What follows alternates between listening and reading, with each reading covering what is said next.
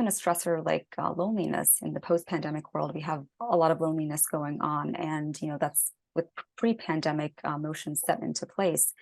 And all of these stressors can adversely affect our lives and our health. Loneliness.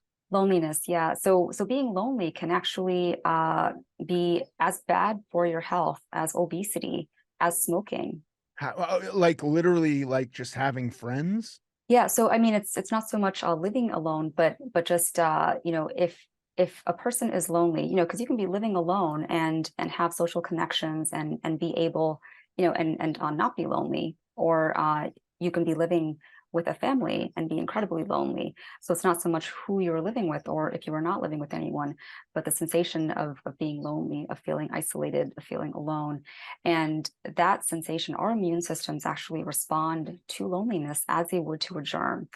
And again, this is also a public health problem, not necessarily an entirely individual problem, because we know that when we especially see older folks who come into our clinics and there's this problem that's been set into motion, they might have a spouse and the spouse might have passed away, children living far away.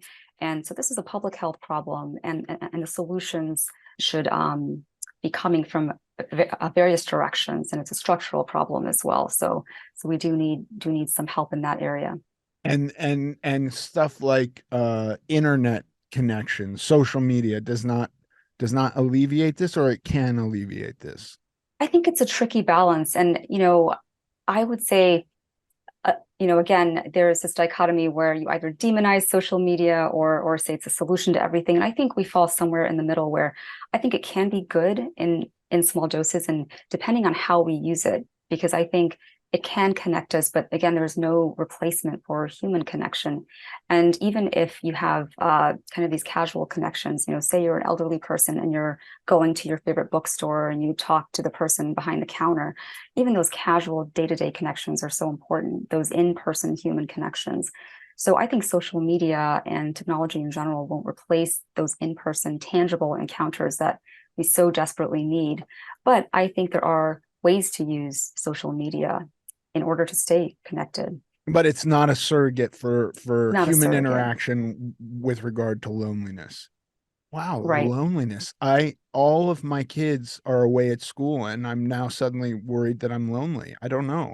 I don't you have to be analytically aware of your loneliness. This is what you're talking about. Yes, or could you just be wandering through life lonely and not even realize it? Well, I think it really is individual dependent. Some folks are fine, just being by themselves for a couple of weeks or even longer and not having any human contact during that time.